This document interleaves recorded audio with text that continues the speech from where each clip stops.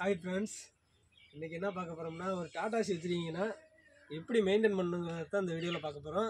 நீங்கள் டாடாசி வச்சுருந்தீங்கன்னா கமெண்ட் பண்ணுங்கள், வாங்க வீடியோக்குள்ள போகலாம். நம்ம வீடியோவை புதுசாக பார்க்குறீங்கன்னா சப்ஸ்கிரைப் பண்ணிக்கோங்க. இதில் ஷார்ட்டாக சொல்லிடுறேன் எதை பற்றி பார்க்க போகிறோங்கிறத. ஏன்னா டயத்தை வேஸ்ட் பண்ணக்கூடாது. உங்கள் டயத்தையே ஃபுல்லாக தெரிஞ்சுக்கணுன்னா ஃபுல்லாக வீடியோ பாருங்கள்.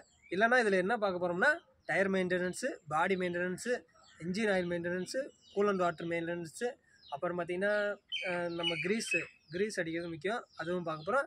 அடுத்து பார்த்திங்கன்னா தரோ கிளீனிங். இது மட்டும் பார்த்துட்டு இருந்தாலே ஒரு டாடாசி மெயின்டைன் பண்ணிடலாம். இது தான் இந்த வீடியோவில் டிஃப்ரென்ஸ்னால் நல்லா ஃபுல்லாக பார்க்க போகிறோம். ஃபஸ்ட்டு வந்து நம்ம இன்ஜின் ஆயில் எப்படி மெயின்டைன் பண்ணுறதுங்கிறத பார்த்துருவோம். அது வந்து புது வண்டினா நமக்கு ஆயில் அவ்வளோவா குறையாது. அது வந்து 8000 கிலோமீட்டர்லேருந்து 10,000 கிலோமீட்டருக்கு ஓடின பிறகு ஆயில் மாற்றுவாங்க. அதெல்லாம் வந்து புது வண்டியில் பண்ணுவாங்க. நம்ம பழைய வண்டி மேக்ஸிமம் ஆயில் சாப்பிட்ற மாதிரி தான் இருக்குது. செகண்ட்ஸில் எடுத்தாலே இன்ஜின் வேலை பார்த்துருந்தா கரெக்டாக ஆயிலை மெயின்டைன் பண்ணலாம்.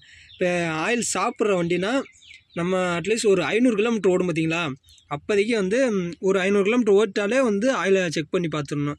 இல்லை நார்மலாக இன்ஜின் வந்து நல்ல கண்டிஷனில் இருக்குனாக்க நீங்கள் அவ்வளோ இதெல்லாம் பார்க்க தேவையில்ல.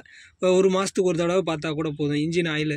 ஏன்னா கிலோமீட்டருக்கு 8000 கிலோமீட்டர் வரைக்கும் ஓடலாம் ஒரு தடவை ஆயில் சர்வீஸ் பண்ணும்போது. இதில் ஆயில் சர்வீஸ் பண்ணும்போது என்ன முக்கியமாக பார்க்குறீங்கன்னா, ஆயில் ஃபில்ட்ரு, டீசல் ஃபில்ட்ரும் மாற்றிடணும் கண்டிப்பாக. இல்லைன்னா ஆயில் சர்வீஸ் பண்ணியே வேஸ்ட்டு தான் அது. ஏன்னா ஃபில்ட்ரு எந்த கண்டிஷன் இருந்துச்சுன்னா, சரியில்லாத கண்டிஷன் இருந்துச்சுன்னா அது சுத்தப்படாது. இது பாருங்கள், ஃபுல் அண்ட் ஃபுல் கருப்பாக இருக்குது. காரணம் என்னன்னாக்க, நம்ம வண்டி ஹெட்டு வேலையாக இருக்குது, ஆயில் சாப்பிடும். நம்ம என்ன பண்ணுவோம்னாக்கா, ஆயில் குறைய ஊற்றிக்கிட்டே இருப்போம். எப்படின்னா எவ்வளோ ஆயில் குறையுதோ அந்த இதுக்கு ஏற்றாப்படி ஆயிலை ஊற்றிட்டு இருக்கோம். ஆனால் ஆயில் எப்போவுமே குறைய விட மாட்டோம், அந்த லெவலை விட்டு குறைய விட மாட்டான். இதில் இப்போ வந்து ரொம்ப கம்மியாக கிடக்கு. இருங்க பார்ப்போம். இதுவே ஆயில் செக் பண்ணி 10 நாள் ஆச்சு, ஊட்டம் அவ்வளோவா இல்லை. இது பார்த்திங்கன்னா அந்த புள்ளிக்கிட்ட தான் கிடக்கு, கரெக்டாக தான் கிடக்கு. ஆயில் மெயின்டெனன்ஸ் வந்து ரொம்ப முக்கியம் இன்ஜினுக்கு. ஒரு நல்ல இன்ஜின், இப்போது இதெல்லாம் வந்து போன இன்ஜின் ஓரளவுக்கு 50% தான் இந்த இன்ஜின் இருக்கும். ஆனால் இழுவர் எல்லாத்தான் இருக்குது ஆயில் சாப்பிட்றதுனால. ஆயில் சாப்பிட்டா இழுக்கும். இது வந்து இந்த இன்ஜினை மெயின்டைன் பண்ணாலும் மெயின்டைன் பண்ணலையாட்டியும் ஓரளவுக்கு ஆயிலை ஊற்றிக்கிட்டு இருந்தால் ஓடிக்கிட்டே இருக்கும். ஆனால் நல்ல இன்ஜினாக இருந்தால் ஆயிலை வந்து கரெக்டாக மெயின்டைன் பண்ணிக்க. 8000 கிலோமீட்டருக்கு ஒரு தடவை, குறைஞ்ச ஒரு 6000 கிலோமீட்டருக்கு மாற்றிட்டிங்கனாலே இன்ஜின் நல்லா பர்ஃபார்மன்ஸ் பண்ணும். அதனால் ஆயில் சர்வீஸை கரெக்டாக பண்ணிடுங்க. ஆயில் சர்வீஸ் பண்ணும்போது ஆயில் ஃபில்ட்ரும் டீசல் ஃபில்ட்ரும் மாற்றிடுங்க கண்டிப்பாக.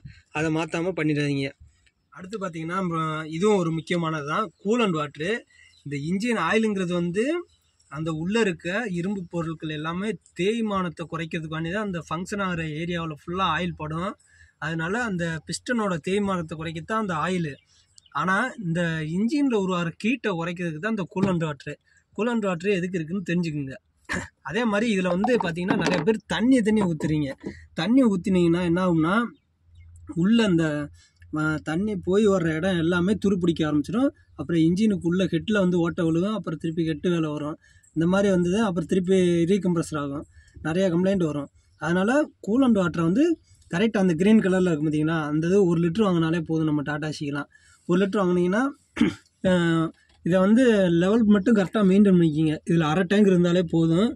இதில் கூல் அண்ட் வாட்டர் எவ்வளோ லெவல் செக் பண்ணுறதுன்னு வீடியோ போட்டிருக்கேன், அதில் வேணால் பார்த்துங்க. இதில் நல்ல லெவலாக தான் கிடக்கு.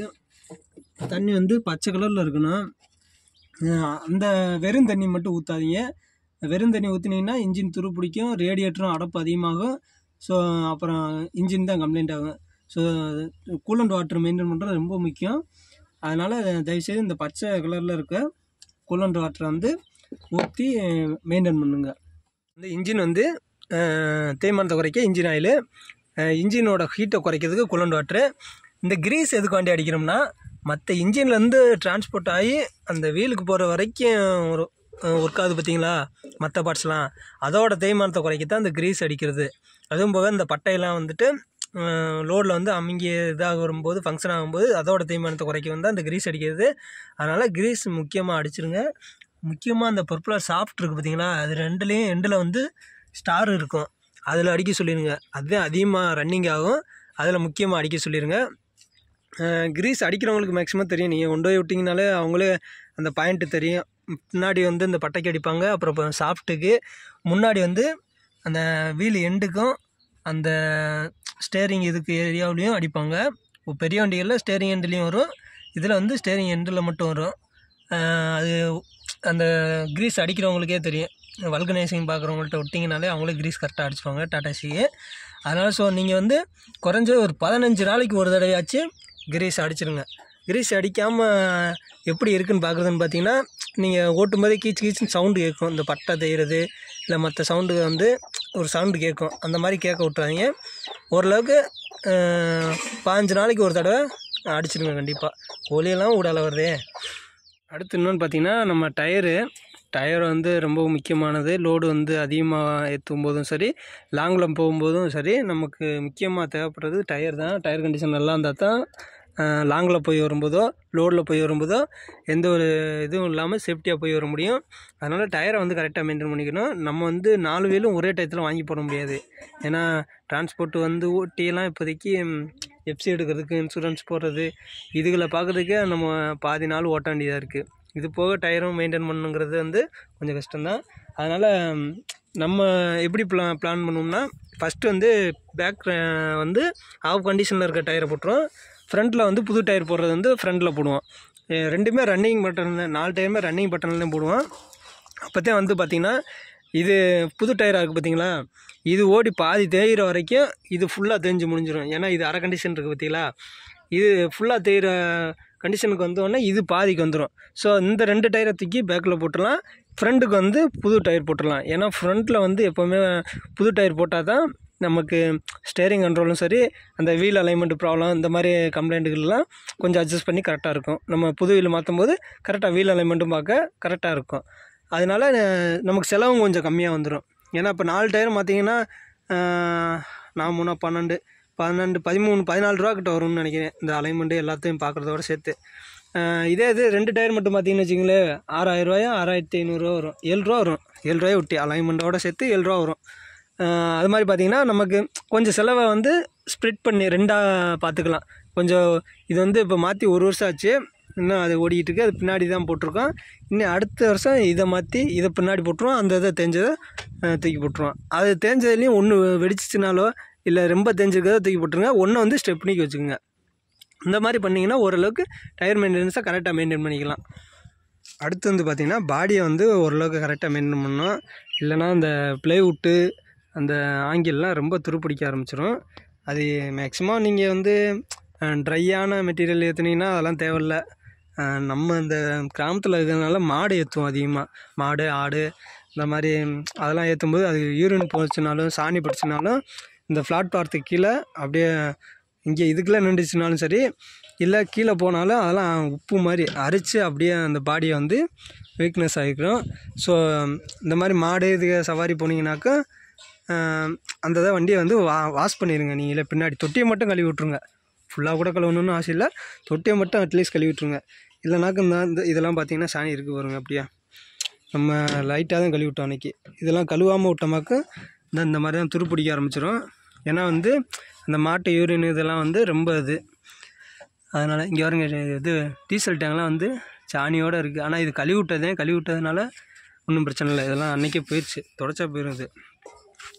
அடுத்து பார்த்திங்கன்னா பேட்ரி முக்கியமாக பார்த்துக்கணும். அதே டைமத்தில் இது வந்து சும்மா ஒரு 2 மாதம் அந்த டயத்தில் கூட டெஸ்ட் வாட்டர் மட்டும் பார்த்துக்கணும். அதிலே தெரியும் உங்களுக்கு. இந்தாங்க ஒரு கிளாஸ் மாதிரி இருக்கும், அதில் வந்து க்ரீன் கலரில் தெரியும். க்ரீன் கலரில் தெரிஞ்சாலே ஓகே. எந்த கலர்னு தெரிலனாக்கும் அதை வந்துட்டு டெஸ்ட் வாட்டர் மாற்றணும். அதை பார்த்து கண்டிப்பாக மாற்றிக்கிங்க. ஏன்னா மாற்றினா அடுத்து பேட்ரி வீக் ஆகிரும். அடுத்து வந்து பார்த்திங்கன்னா, இது வந்து அவங்கவுங்க விருப்பம்தான். ஆனால் பண்ணால் ரொம்ப ஒரு சேஃப்டி தான். க்ளீனிங் பண்ணணும். வண்டியை வந்து எப்போவுமே துடைச்சி நீட்டாக வச்சுக்கணும். இல்லை எதுக்கு இந்த இதை துடைக்கணும்னு சொல்கிறோம்னாக்க, ஒரு வண்டியை துடைக்கும்போது பார்த்திங்கன்னா எந்த இடத்துலையும் எல்லா இடத்துலையும் துடைக்கும்போது எங்கேயாச்சும் ஒரு பிரச்சனை இருந்துச்சுன்னு வச்சுங்களேன், அதோட ஆரம்ப புள்ளி, அதாவது அந்த பிரச்சனை ஆரம்பிக்கும் போதே நம்ம கண்டுபிடிச்சிடுவோம். டெய்லியும் தொடச்சமாக்கும். இல்லை அது பார்க்காம விட்டமாக்கும் நம்ம அது அந்த இது நின்றாத்தான் அதுக்கப்புறம் பார்ப்போம். அது எல்லாத்தையுமே இருக்கும். டிரைவருங்கள்கிட்ட இது வண்டி வச்சுருக்கவங்க பார்த்திங்கன்னா மேக்ஸிமம் நின்ற பின்னாடி தான் அந்த வேலையை பார்க்குறாங்க.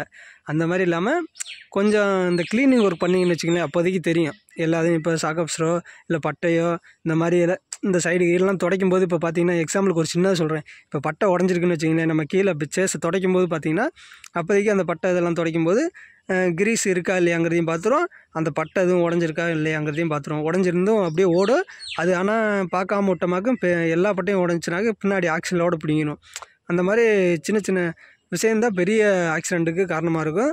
அதெல்லாம் முன்னாடியே பார்க்குறதுக்கு ஒரு க்ளீனிங் ப்ராசஸ் வந்து ரொம்ப நல்லது தான். அதனால் மேக்ஸிமம் வண்டியை வந்துட்டு டெய்லியும் க்ளீன் பண்ணிடுங்க. ஓகே, இது வந்து ஓரளவுக்கு நம்ம டாட்டாசி வச்சுருந்ததில் இதெல்லாம் ஓரளவுக்கு பண்ணுனா வண்டியை பக்காவாக வச்சுருக்கலாம் அப்படிங்கிற பாயிண்ட்ஸ் தான் என்னை பொறுத்த வரைக்கும் சொல்ல வேண்டியதை சொல்லியிருக்கேன். இதை தவிர்த்து வேறு பாயிண்ட்ஸ் இருந்தாலும் நீங்கள் கமெண்ட் பண்ணுங்கள். இந்த வீடியோ யூஸ்ஃபுல்லாக இருக்கா இல்லைங்கிறதாங்க கமெண்ட் பண்ணுங்கள்.